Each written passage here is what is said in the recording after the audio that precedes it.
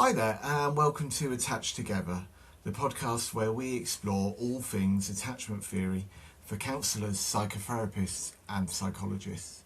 Created by the team at Optima, providers of the Level 5 and Level 7 diplomas in attachment-based psychotherapy, this podcast is your space to deepen your understanding, reflect on your practice and stay connected to the heart of attachment-informed work. I'm Darren, a BACP-accredited person-centred counsellor and an attachment-based psychotherapist in private practice. As well as hosting this podcast, I teach Level 5 courses at Optima. I'm also a foster carer, so I see attachment from many angles, and hopefully you'll feel that today too when you listen to our episode, which now come with a CPD certificate.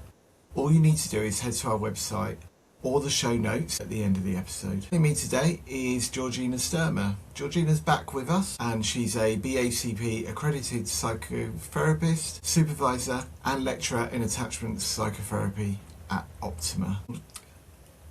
Hi Georgina, it's nice to have you back. Hi Darren. And today you've chosen to look at the point where attachment meets with supervision. What drew you to this topic?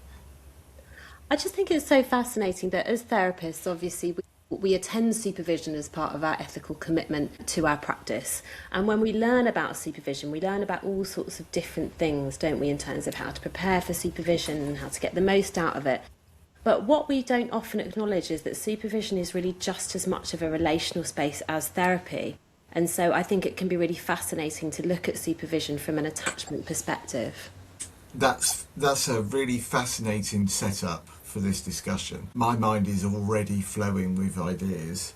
Where do we start with this? You've laid out so many different strands and pathways that we could take. Where shall we start, Georgina? Well, I guess a good starting point is actually maybe the centre, maybe the heart of what we want supervision to be.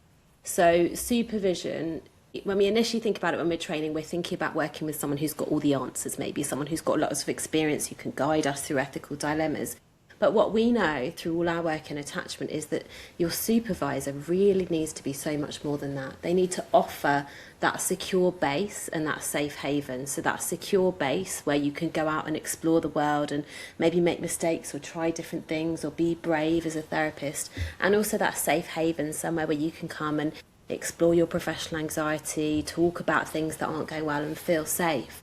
And so we can already see that we're going from something that isn't, something that feels like it's guidance from someone who's got lots of answers to actually a professional relationship of attunement where we've got a supervisor who's attuned to what we need and where we can feel as if we're being co-regulated by someone who really understands us and really cares about us.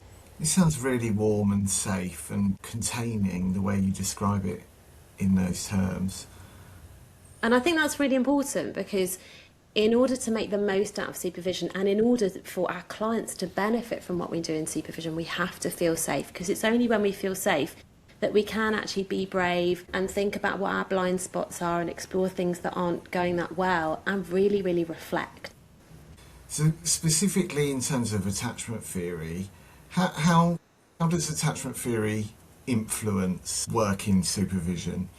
So what we often see is that in the same way as how we might notice certain patterns in the therapy room or when our clients talk about their lives and their relationships, we will also notice certain patterns within the supervision room. And for me, that's a big light bulb moment when we start learning about supervision and how we apply it, is that it's not just about the relationship between client and therapist, it's also about the relationship between supervisor and supervisee. And so actually what we might find is we might have a supervisee who is always seeking reassurance. They're always a bit worried about getting things wrong and they're always a bit sensitive to maybe the idea of being criticised. And they might need something very different from a supervisee who is very intellectualised in the way they present themselves, is quite dismissive of the idea of using supervision to explore their own feelings. And I guess what I'm trying to describe here is supervisees from different attachment styles. So the difference between a supervisee who has maybe an anxious pattern and a supervisor who has an avoidant pattern.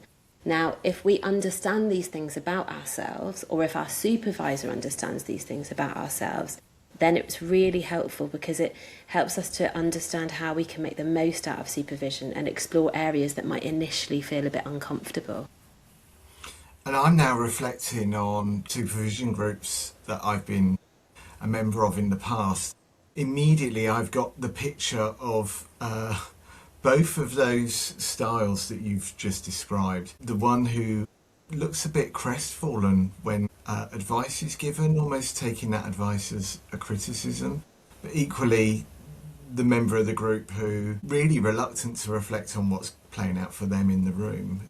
Not easy for a supervisor to work with those dynamics. No, and in those situations, we're not just looking at a supervisor and a supervisee, are we? But we're looking at a system. You know, in a way, it's much more akin to couples therapy, I suppose. Not that we would ever think of group supervision as couples therapy, but the idea is that there's an attachment dance that is playing out in the room, as well as maybe in the client material that we're discussing. So does this then mean you would take a different approach with someone who presents as preoccupied rather than avoidant or secure? So in my view, the best way to approach this is to add attachment as like a lens through which we use our existing supervision approach and our existing supervision model. So if we take, for example, the functional model, so the 3 functions of supervision, which most of us are really familiar with from our training, the idea that we balance formative, normative and restorative functions in supervision. What we might find is that the supervisee who comes across as maybe quite preoccupied, quite anxious, they will often feel very, very comfortable in the restorative function of supervision, that really holding, containing, emotionally supportive function. But they might feel less content in the more normative and restorative functions, maybe thinking about risk and accountability and about learning. And equally, if we have a dismissive or an avoidant supervisee, they might sit in different spaces. And so as a supervisor or as a supervisee who's thinking about wanting to make the most out of supervision, we can really stop and reflect and think, which of those functions do I find myself fitting in most comfortably? Which one do I shy away from and why? And it's the why that's really interesting, because it's often that it's our attachment pattern that plays out in how we find ourselves feeling comfortable in supervision. And so as a supervisor or as someone trying to make the most out of supervision, it gives us a chance to really challenge ourselves. You know, if we prefer to be in the restorative space, what would it be like to really focus on client material and something I'm a bit nervous about? Or if we shy away from that, what would it be like to come to my supervisor and actually talk about maybe something a bit personal or something a bit emotional that's holding me back at the moment? So there's plenty of reflection that would go on then for the counsellor that's attending their supervision. Well, I think that's where the attachment lens comes in. You know, it stops us from just thinking about supervision as a space where we present our clients, and it starts becoming a space where we can really think more widely. And I think we often go on a bit of a journey with supervision, don't we? You know, many of us, when we start off in our training, we attend supervision, or sometimes it's groups, sometimes it's one-to-one, and there's very much a focus, rightly so, on our clients. You know, we present our clients and we maybe get some tips on how to look after them better, and we think about what's gone wrong. And I think there's often a bit of a personal journey which comes as we become more experienced, where suddenly supervision becomes a bit wider.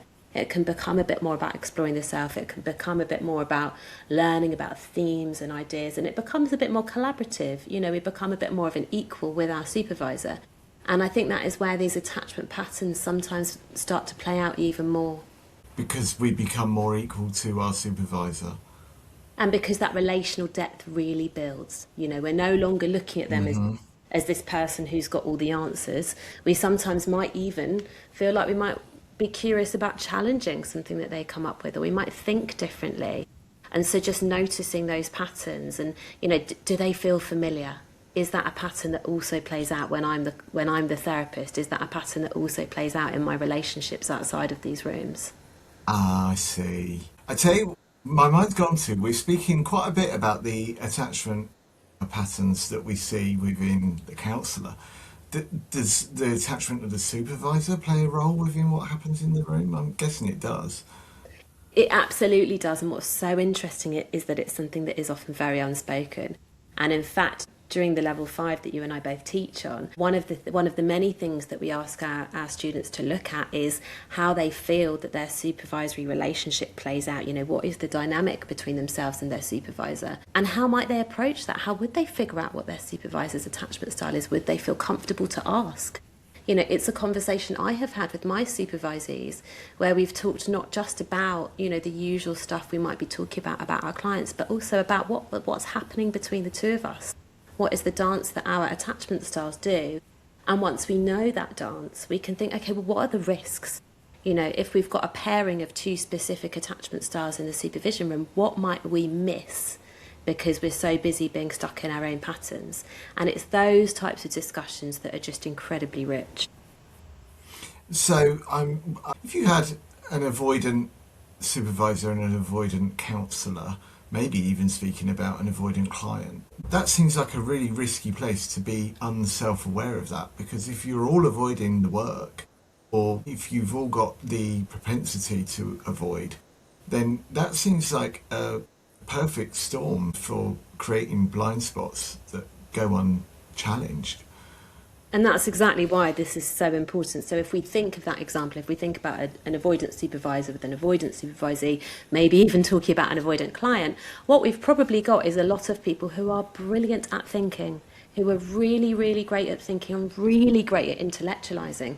So we might be talking about psychoeducation, we might be delving into theory, all things that are going to be really interesting and really useful for our client work, but we're probably not going to be thinking about our feelings. Maybe we won't be really exploring the countertransference and understanding what's going on in our body. Maybe we'll be a bit scared of pushing our client to really uncover what's underneath their thoughts. And it's in those moments when, if we know about this attachment dance, we can just take a breath and we can say, hang on, I know what's happening here. We both have this propensity to be like this. The client is also like this. Let's think about what we're missing. I really like that. And I'm assuming a different outcome, but the similar would work if you had two counsellors who were like anxious and ambivalent and preoccupied. So if you had a counsellor and a supervisor that both fall into that, I guess at that point we would want to bring in a bit more logic and theory. Exactly. If we think about the stereotype at the opposite end of the spectrum, if you've got a preoccupied supervisor and a preoccupied supervisee, you've probably got two people who are in real need of reassurance from each other and maybe lots of feelings, but actually maybe they would benefit from taking a step back and feeling a bit more secure and really thinking and talking about theory and pulling in some of the other practical things that we might need. This just fascinates me, and I've got so many thoughts and questions on this that I could go on and on. But one thing I guess I'm wondering about is when we are, say we're a counsellor and we're starting up, maybe starting private practice or something, and we're looking for a new supervisor, how do we take account of attachment processes when we're selecting that supervisor? Is it something you would discuss up front before selecting? That's such an interesting question, isn't it? I suppose for me, it's something that feels probably quite subconscious. It's that sense of, do I feel a sense of real safety with this person? And some of that might be because they've got all the training and they've got all the gear and their website looks really flashy. But a lot of that will be, do I think I could come to this person with when I think something really challenging has happened, with when I'm feeling really unsure or really unsteady or something has happened in my personal life? Do I feel like they can be really holding and containing? Because that is at the core of, supervision through an attachment lens. Beyond that, absolutely, we can start thinking about what's playing out between our attachment styles. But what we're not saying is that, if you are this attachment style, you should have a supervisor from this attachment style. We're not saying that. But what we are saying is, can our supervisor feel like a secure base for us? Because that's the most important thing, and that's actually different from whether or not our supervisor has a secure attachment. It is, isn't it? And I can see where supervision has worked well, and I can actually see, it's that people who feel unsafe don't trust the process. And it takes quite a bit of courage sometimes to go to supervision and to look at the work and be honest and reflective. So to have that safety around it. And I think referring back to, you've mentioned Frat about be open about attachment styles, have that conversation with your supervisor. That also seems to me to be quite a courageous conversation to start. And might feel a bit surprising for some. They may never have been asked that question before. Yeah, absolutely. And it's part of building that real collegial relationship, I think, of two people who are working together in the best interests of the client. And then, they've got different knowledge from each other, but neither of them is on a pedestal or is superior. They're two people who are getting to know each other as best as they can. Georgina, is there a takeaway from this conversation? What would you like that to be? I think it's this understanding that supervision is just as much of a relational space as therapy. And supervision is not just about improving our skills and learning more stuff. It's about helping our supervisees or helping ourselves to just feel as secure as possible so that they can practice in an ethical and reflective way. That's fantastic. Thank you so much, Georgina. I really hope it's a topic that maybe we can revisit further down the line, because it's really given me a lot to think about today, and hopefully all those listening as well. We'll take a break now, and then we'll be back with our dilemma. If you've been carrying the emotional weight of your work lately, feeling stretched, tired, or a little disconnected, you're not alone. That's exactly why we created Restoring Your Secure Base, an attachment-informed therapist retreat designed to give you the space to pause, breathe, and reconnect with yourself, your work, and a community of therapists who truly understand. Across 2 days, you'll step away from the everyday into a calm, restorative environment at the Odney Club near Maidenhead in Berkshire. A beautiful setting that even inspired the world of The Wind in the Willows. We're also honoured that Linda Cundy will be joining us for a special talk and Q&A. The retreat includes workshops, shared reflection, experiential learning, 8 hours of CPD, and restorative experiences and a gong bath. Most importantly, it's a chance to reconnect with yourself and with a community that understands the work you do. To learn more and reserve your place, visit optimahealthservices.co.uk/therapist-retreat. So it's time for our dilemma now, Georgina. I really like this one because it actually does relate to the topic of supervision that we were discussing before. How do you feel about this? The counsellor or therapist who consistently turns up to supervision and speaks about all the great work and all the positive interventions they've done, but tends to shy away from and simply does not mention the challenges or the problems that they might have encountered. So interesting, this one, isn't it? And I guess I'll talk about it from the perspective of a supervisor, but this is just as relevant if we might identify with this, or maybe it's something we've experienced in a supervision group.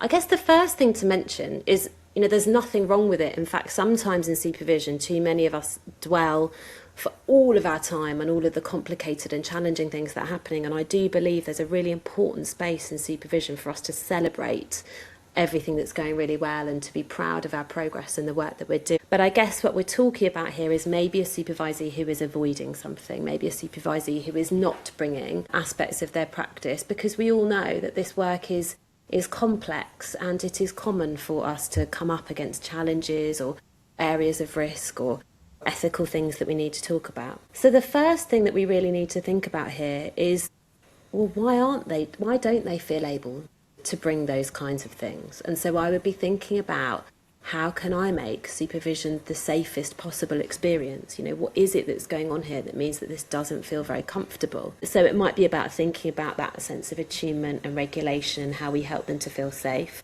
But I will also be really tuning into what is the attachment dance that is playing out here. If we've got a supervisee who is coming and talking this way, I would hazard a guess that their primary attachment style is possibly avoidant, dismissive, someone who is perhaps prone to intellectualizing rather than really accessing their feelings. And so I wonder if maybe I might find a way for us to explore this. What is it that's happening between the two of us here in the room? We might even want to have a look at some of the supervision models and think about, what is it that we're meant to be doing here in this room? And do you feel like you have the space to do all of those things? So there's lots of different ways to approach this, but I think also as supervisees, we need to take some responsibility for making sure that we are doing the best job for our clients and really getting what we need. And so that's a question I'll ask at the end of most supervision sessions. Have you got what you needed today? And hopefully, even if someone hasn't, they will go away thinking about that and think about, okay, well, how can I take responsibility for that next time? Georgina, as we've come to expect, you bring so much knowledge and warmth and articulation to what you share with us. That's a really beautiful answer to that dilemma. Thank you so much for sharing that. And thank you for joining me today. It's been yet another brilliant episode with you on, and I'll hopefully drag you in for a third time sometime soon. Thank you very much. And thank you too for listening. If you'd like to learn more about our Level 5 or Level 7 diplomas in attachment theory and attachment-based psychotherapy, you can find full details at optimahealthservices.co.uk. It's also where you can find details for the upcoming therapist retreat. Thanks for listening, and I'll see you next time. And now you can claim your free CPD certificate. You can either go to our website or look at the show notes and you'll find the link.